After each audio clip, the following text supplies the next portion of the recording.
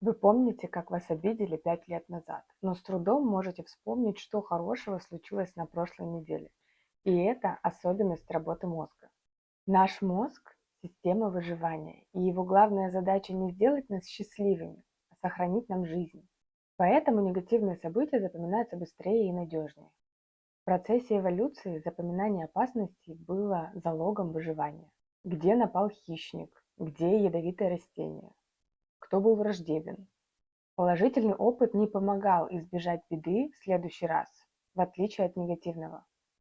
И этот механизм закрепился в нашем мозге. Хорошие события таких реакций не вызывают. Поэтому так важно учиться останавливаться на хороших, приятных моментах, замечать их, проговаривать, записывать. Не только потому, что надо мыслить позитивно, а потому, что ваш мозг за вас это не сделает.